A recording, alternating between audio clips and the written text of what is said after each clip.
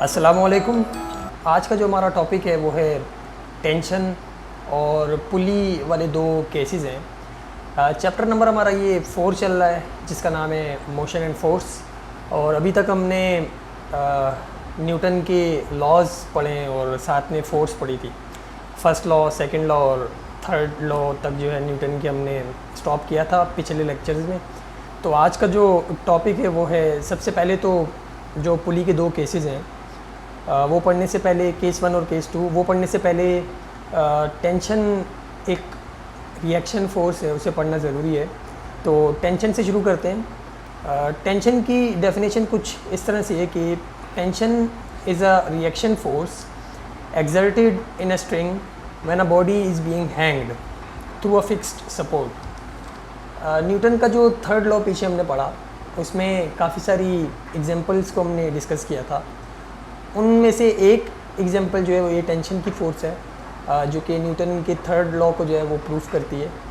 Tension की force क्या है डेफिनेशन के मुताबिक कि जब भी कोई ऑब्जेक्ट हैंग किया जाता है, लटकाया जाता है किसी रस्सी के थ्रू या किसी भी चीज़ के थ्रू, किसी फिक्स्ड सपोर्ट से, तो जो ऑब्जेक्ट होता है जो कि हैंग होता है, मतलब फॉर एग्जांपल एक ब्लॉक है, हमने रस्सी के साथ बांध दिया, स्ट्रिंग के साथ बांध दिया और उसे एक फिक्स सपोर्ट के साथ लटका दिया। ये ब्लॉक है और ये रस्सी से हमने इसको फिक्स सपोर्ट के साथ कहीं से बांध दिया और लटका दिया। तो अब जो ब्लॉक की वेट की फोर्स होगी वो उसको नीचे की तरफ खींच रही होगी, नीचे की तरफ अप्लाई होगी वाली वेट की फोर्स। और ब्लॉक नीचे क्यों नहीं जा रहा? क्योंकि जो स्ट्रिंग हमने अटैच की है या जो धागा हमने अटैच किया हुआ है उस ब्लॉक के साथ, उसने उसको पकड़ के रखा हुआ है, तो यकीनन उसके अंदर रिएक्शन फोर्स जनरेट होगी और वही फोर्स जो है हम उसे टेंशन की फोर्स कहते हैं, जो कि अपोजिट डायरेक्शन में होगी वेट के, और वो उस स्ट्रिंग के अंदर जनरेट होगी। तो ये थी टेंशन की फोर्स और यही आगे पुली के केसेस के अंदर इस्तेमाल होगी। तो चलिए पुली का पहला केस जो है वो डिस्कस करते हैं। और पहला केस पुली का क्या है कि when both bodies moves vertically. इसकी स्टेटमेंट को पढ़ते हैं और फिर इस केस को समझने की कोशिश करते हैं। इस केस को करने का मकसद ये है कि बॉडीज़ की मोशन को स्टडी करना, जो कि पुली के ज़रिए से अटैच्ड है। इसकी स्टेटमेंट पढ़ते हैं तो ज़्यादा क्लियर हो जाएगा। स्टेटमेंट कुछ इस तरह से है कि we consider two bodies of A and B having unequal masses m1 and m2 respectively, connected by a string passes over a frictionless pulley in such a way that the two bodies hang vertically। Suppose करो कि हमारे पास दो bodies हैं, एक A है और एक B है। बॉडी A का मास m1 है और बॉडी B का मास जो है वो m2 है, और ये दोनों मासेस अनइक्वल हैं। अनइक्वल इस तरह से है कि जो बॉडी A का मास है वो ज़्यादा है और जो बॉडी B का मास है वो कम है। और ये दोनों जो हैं स्ट्रिंग के साथ कनेक्टेड है, मतलब ये धागा है और इस धागे के एक एंड पे जो है हमने बॉडी A को कनेक्ट किया हुआ है और एक एंड पे जो है बॉडी B को कनेक्ट किया हुआ है। और ये जो धागा है पूरा, इसको हमने एक पुली के साथ बांधा हुआ है और ये पुली जो है ये एक फिक्स सपोर्ट के साथ कनेक्ट है, रूफ़ के साथ या किसी भी चीज़ के साथ, रूफ़ छत के साथ जो है ये पुली कनेक्ट है। और उसके ऊपर से हमने धागा जो है वो गुजारा हुआ है और उसके दो एंड पे, यहाँ पे बॉडी A और यहाँ पे बॉडी B है। और बॉडी A का जो मास है वो ज़्यादा है और बॉडी B का जो मास है वो कम है। Suppose m1 is greater than m2, जो कि हम अभी बात कर चुके हैं। अच्छा, hence body A will move down with an acceleration A। अब चूँकि बॉडी A का मास ज़्यादा है तो इस पे वेट की फोर्स भी ज़्यादा लगेगी और ये नीचे की तरफ मूव करेगी, और इसी तरह जो बॉडी B है वो ऊपर की तरफ मूव करेगी, while body B moves up with the same acceleration. मतलब बॉडी A नीचे की तरफ मूव कर रही है और बॉडी साइमल्टेनियसली बॉडी B ऊपर की तरफ मूव कर रही है A की एक्सेलरेशन के थ्रू। और ये जो दो बॉडीज़ हैं, इन दोनों की वजह से जो स्ट्रिंग है उसके अंदर टेंशन की फोर्स भी प्रोड्यूस हो चुकी है। तो इस केस के अंदर हम लोग करेंगे क्या, आगे जो डेरिवेशन हम लोग करने जा रहे हैं कि ये जो एक्सेलरेशन और टेंशन प्रोड्यूस हुई है इन दोनों बॉडीज़ के अंदर, इसको डिराइव करके एक फार्मूला बनाएंगे, एक इक्वेशन बनाएंगे जो कि हमें वैल्यू देगी एक्सेलरेशन की और टेंशन की। तो चलिए बढ़ते हैं अपनी डेरिवेशन की तरफ और एक एक्सप्रेशन, एक फार्मूला ड्राइव करते हैं टेंशन के लिए और एक्सेलरेशन के लिए। जी, तो शुरू करते हैं यहाँ से हम लोग अपनी डेरिवेशन केस 1 के लिए। तो सबसे पहले तो कंसीडर करें कि मोशन ऑफ बॉडी ए की मोशन जो है वो कंसीडर करें। बॉडी ए कैसे मूव करेगी? नीचे की तरफ मूव करेगी, और बॉडी बी जो है वो ऊपर की तरफ मूव करेगी। क्यों? क्योंकि बॉडी ए का जो मास है वो ज़्यादा है बॉडी बी से। ये हमने पीछे कंसीडरेशन में जो है वो पढ़ लिया था। अच्छा, बॉडी ए जो है वो नीचे की तरफ मूव कर रही है, तो सबसे पहले तो देखेंगे बॉडी ए के ऊपर दो फोर्सेस जो हैं वो एक्ट कर रही हैं।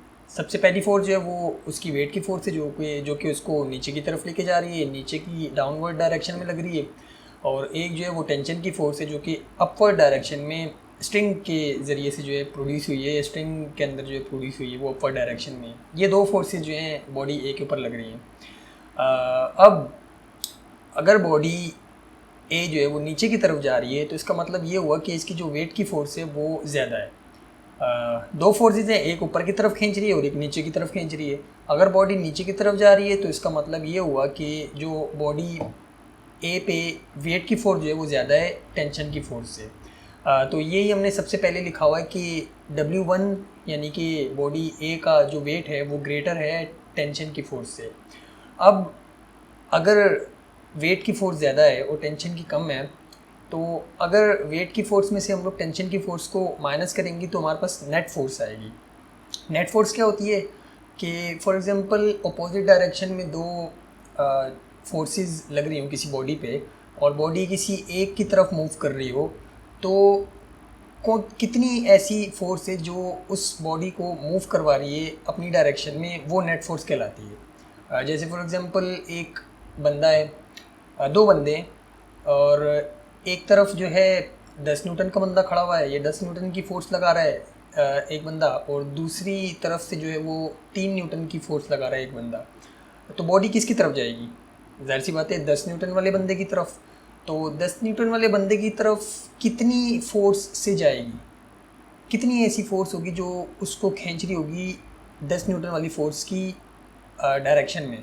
तो वो होगी 7 न्यूटन, क्योंकि जो 3 न्यूटन ये लगा रहा है वो उस 10 में से 3 को कैंसिल कर देगा। तो मतलब ये कि 10 में से हम जब 3 को माइनस करेंगे तो जो 7 न्यूटन फोर्स आएगी वो फोर्स रिस्पॉन्सिबल होगी उस बॉडी को मूव कराने में 10 न्यूटन वाली की डायरेक्शन में।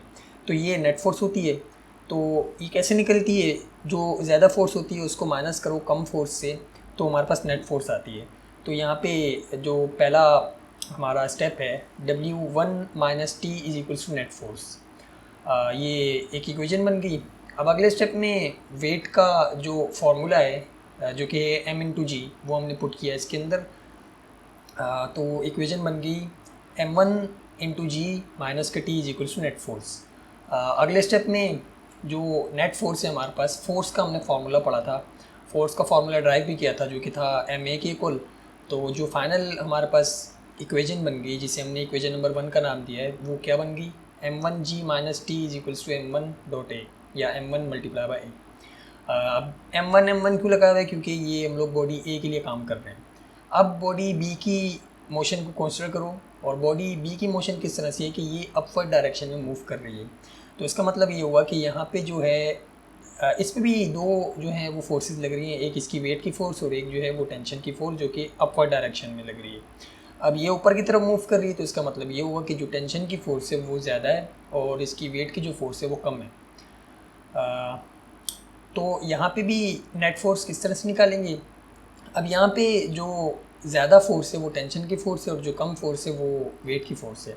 तो टेंशन को जब हम लोग माइनस करेंगे W2 में से, यानी कि वेट ऑफ बी में से, तो हमारे पास नेट फोर्स आएगी कि कितनी फोर्स से ये जो है ऊपर की तरफ जा रहा है, या कितनी ऐसी फोर्स है जो इसको ऊपर की तरफ ले जाने में रिस्पॉन्सिबल है।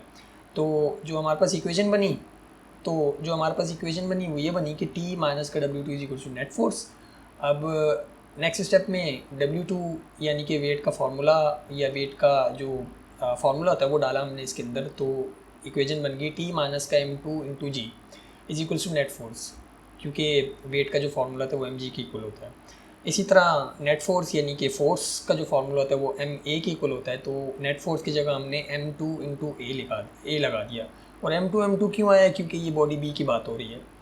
तो फाइनल जो हमारे पास इक्वेशन बनी, जिसे हमने इक्वेशन नंबर 2 का नाम दिया, वो बनी T माइनस का M2 into G is equals to M2 dot A.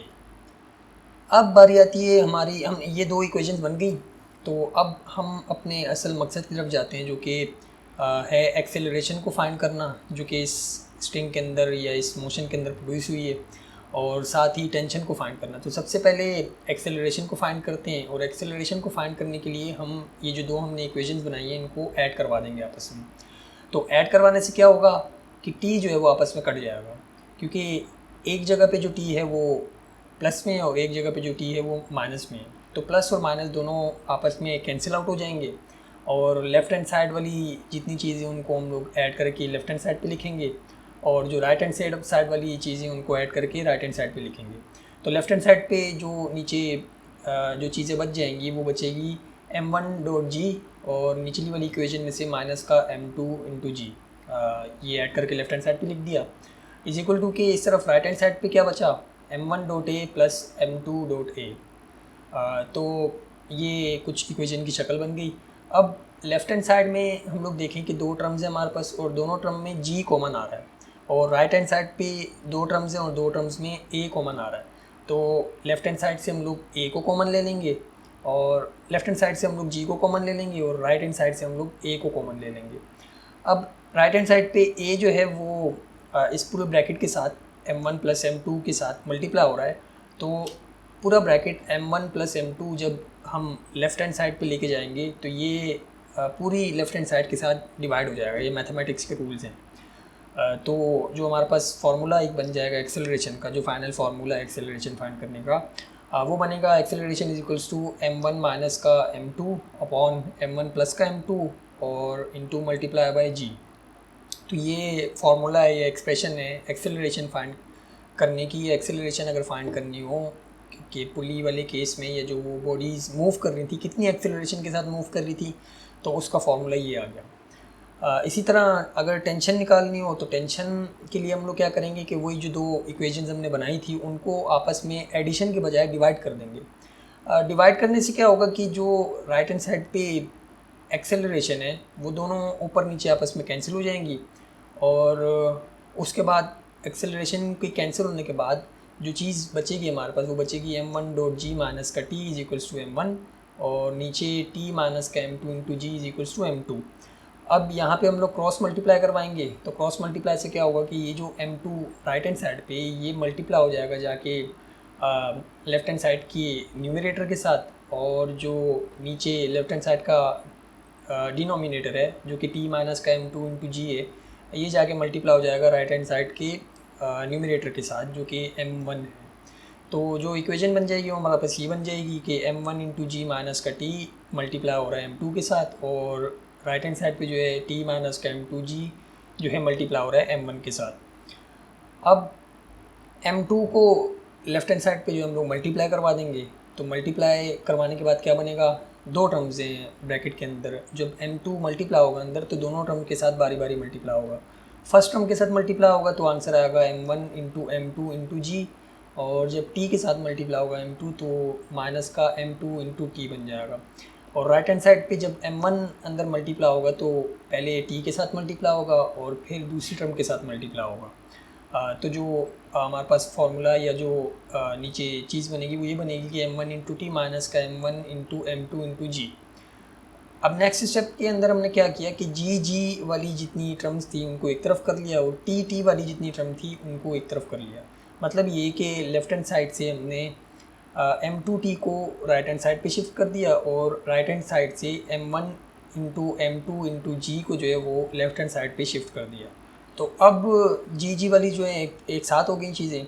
अब यहाँ पे लेफ़्ट हैंड साइड पे हम लोग देखें तो M1 इंटू M2 इंटू जी जो है, और इसके साथ प्लस भी यही वाली टर्म हो रही है M1 इंटू M2 इंटू जी, तो ये दोनों ऐड होके 2M1 इंटू M2 इंटू जी बना देंगे। जबकि राइट हैंड साइड पे जो है दो टर्म्स हैं और दोनों टर्म्स में टी जो है वो कॉमन आ रहा है, तो टी को जब हम लोग कॉमन लेंगे तो जो नीचे हमारे पास आंसर बनेगा वो ये बनेगा कि M1 प्लस M2, और टी जो है हमने कॉमन ले लिया।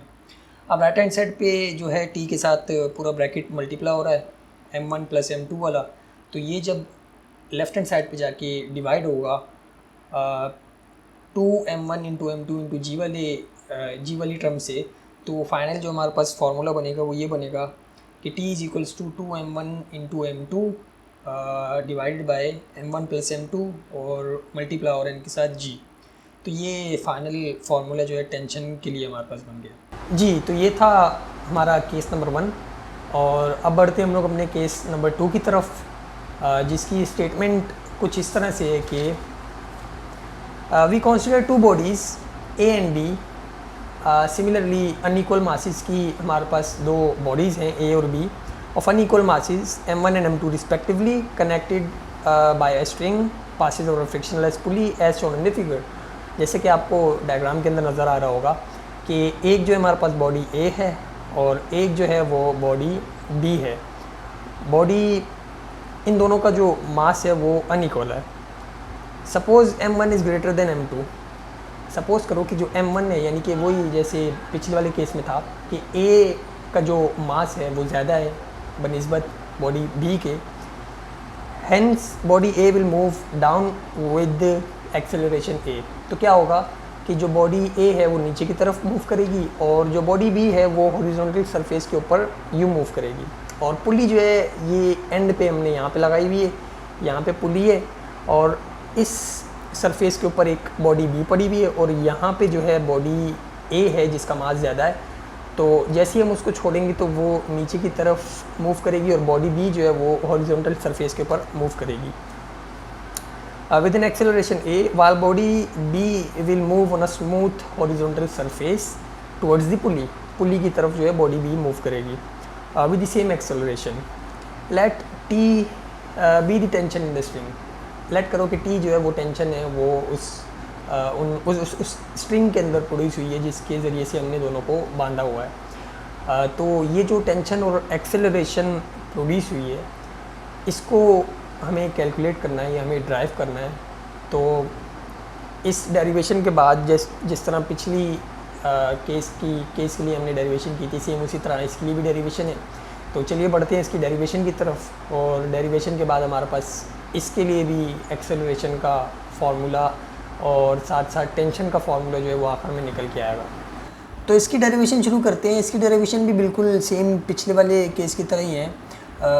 बॉडी ए की जो मोशन है वो तो बिल्कुल सेम केस 1 की तरह ही है और उसकी जो इक्वेशन बनेगी वो भी बिल्कुल सेम केस 1 की तरह ही बनेगी। कि फ़र्ज़ करो कि ए के ऊपर दो फोर्सेस लग रही हैं, एक वेट की फ़ोर्स है और एक टेंशन की फ़ोर्स है। टेंशन की जो है कम है फ़ोर्स और वेट की फ़ोर्स ज़्यादा है जब भी जो है ये नीचे की तरफ आ रही है। और नेट फ़ोर्स निकालेंगे हम लोग, तो नेट फ़ोर्स के लिए जो फार्मूला बनेगा वो बनेगा W1 माइनस का T और वो इक्वल आएगा नेट फ़ोर्स के। तो फाइनल जो इक्वेशन 1 बनेगी वो सेम पिछले वाले केस की तरह बनेगी। अब बॉडी बी के लिए थोड़ा सा यहाँ पे काम जो है वो मुख्तलिफ हो गया है। क्योंकि बॉडी बी जो है वो अब एक हॉरिजॉन्टल सरफेस के ऊपर पड़ी हुई है और उस सरफेस के ऊपर मूव कर रही है। तो बॉडी बी को कंसिडर करते हैं, उसकी मोशन को कंसिडर करते हैं बेसिकली। तो बॉडी बी के ऊपर साइमल्टेनियसली तीन फोर्सेस जो हैं वो एक्ट कर रही हैं, जिनमें जो है दो तो वही हैं। एक टेंशन की फोर्स है जो कि हॉरिजॉन्टल डायरेक्शन में लेफ़्ट टू राइट जो है पुली की डायरेक्शन में जो लग रही है, और दूसरी जो फोर्स है वो वेट की फोर्स है जो कि नीचे की तरफ अप्लाई हो रही है। और तीसरी जो फोर्स है जो कि नई फोर्स है यहाँ पे वो नॉर्मल रिएक्शन फोर्स है जो कि हमने न्यूटन के थर्ड लॉ के अंदर पढ़ा था कि जब कोई चीज़ किसी टेबल के ऊपर पड़ी होती है, या एक बुक की एग्जांपल ली थी कि बुक टेबल के ऊपर पड़ी होती है तो उसके ऊपर एक अपोजिट डायरेक्शन में रिएक्शन फोर्स लगती है जिससे हम लोग नॉर्मल रिएक्शन फोर्स कहते हैं। तो ये जो नॉर्मल रिएक्शन फोर्स है और जो इस बॉडी बी की वेट की फोर्स है ये दोनों आपस में इक्वल होंगे और ये दोनों एक दूसरे को कैंसिल आउट कर देंगे। अब ये दोनों जब एक दूसरे को कैंसिल आउट कर देंगे तो सिर्फ एक फोर्स यहाँ पे रह गई जो कि रिस्पॉन्सिबल है उस बॉडी को मूव करवाने के लिए, और वो कौन सी फोर्स है जो कि टेंशन की फोर्स है। और टेंशन की फोर्स किस डायरेक्शन में लग रही है, लेफ़्ट से राइट, यानी कि उस बॉडी को पुली की तरफ जो है वो खींच रही है और इसी वजह से जो बॉडी बी है वो हॉरिजॉन्टल सरफेस पे मूव कर पा रही है। तो इसकी जो इक्वेशन बनेगी वो इस तरह से बनेगी कि टेंशन जो है वही हमारे पास इस केस में नेट फोर्स है, क्योंकि ये पूरी की पूरी यही जो है ये नेट फोर्स है, यही मूव करवा रही है इसको। दूसरी कोई भी जो फोर्स है वो इसके अपोजिट या इसके रेजिस्टेंस में नहीं आ रही। तो जो हमारे पास इक्वेशन नंबर 2 बनेगी वो ये बनेगी कि tension is equals to M2 into A. M2 into A कैसे आया, ये नेट फोर्स का फार्मूला डाला है हमने, फोर्स का फार्मूला डाला है जो कि हमने पीछे ड्राइव भी किया था। अब इसकी एक्सेलरेशन फाइंड करनी है, तो वही जो दो हमने इक्वेशन बनाई सेम केस 1 की तरह इन दोनों को ऐड कर दो आपस में। ऐड करने पे टी जो है या टेंशन जो है आपस में कट जाएंगे क्योंकि ये अपोजिट साइंस के साथ हैं। और हमारे पास जो नीचे आंसर बचेगा वो ये बचेगा कि M1 into G is equals to M1A plus M2A। और उसके बाद जो स्टेप होगा, उसके बाद स्टेप में हम लोग कॉमन ले लेंगे एक्सेलरेशन को राइट हैंड साइड से, क्योंकि दोनों टर्म में आ रहा है। तो कॉमन लेने के बाद जो हमारे पास इक्वेशन बनेगी वो बनेगी M1 into G is equals to M1 plus M2 into A. अब एक्सेलरेशन हमें चाहिए, तो ये जो पूरा ब्रैकेट है ये इज इक्वल टू के उस तरफ जाके डिवाइड हो जाएगा पूरी लेफ्ट हैंड साइड से।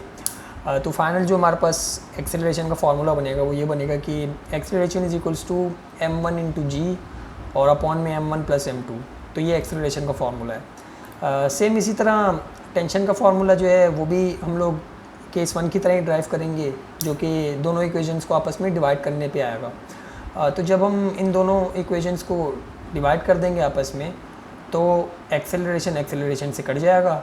और एक्सेलरेशन से कटने के बाद जो हमारे पास इक्वेशन बनेगी वो बनेगी M1 इंटू जी माइनस का T is equals to M1 और नीचे अपॉन में T is equals to M2।